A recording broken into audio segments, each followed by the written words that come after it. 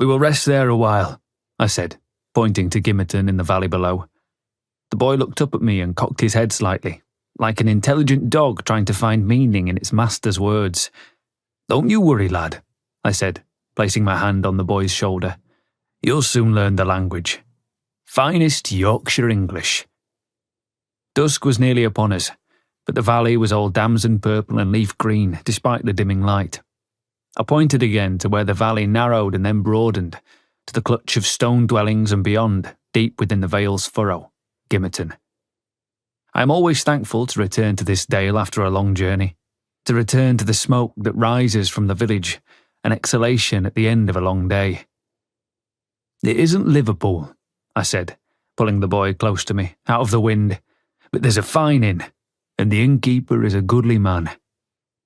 Holding the boy close, I began our descent to the village, along a path bordered with brambles and dense patches of heather.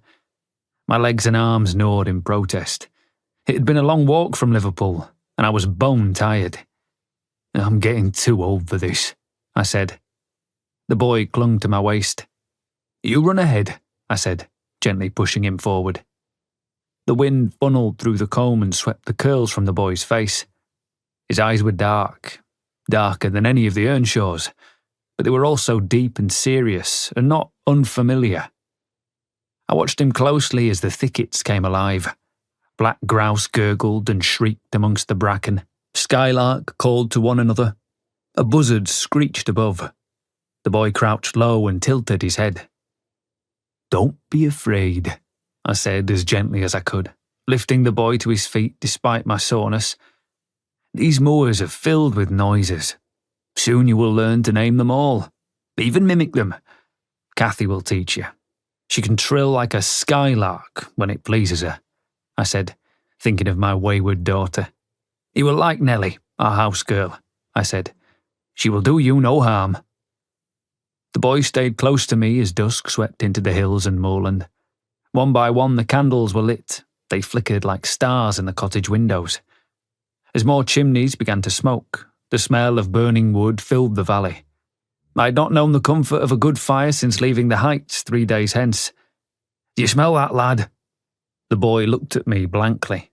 "Like this," I said, lifting my chin and smelling the air elaborately. The boy copied me, but still looked confused. "It is fire," I said, using my hands to replicate the movement of flames.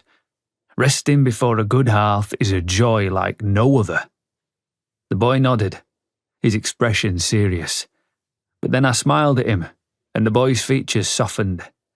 His smile, when it came, was too big for his face. "Come here, lad," I said, kneeling before him so our faces were level. I was unsteady and the wind nearly felled me.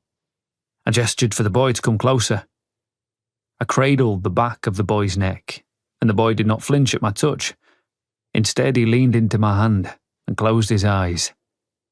My breath snagged in my chest. I was a child again, soothed by the touch of my own father's hand. The boy opened his eyes to a tenderness I could not conceal.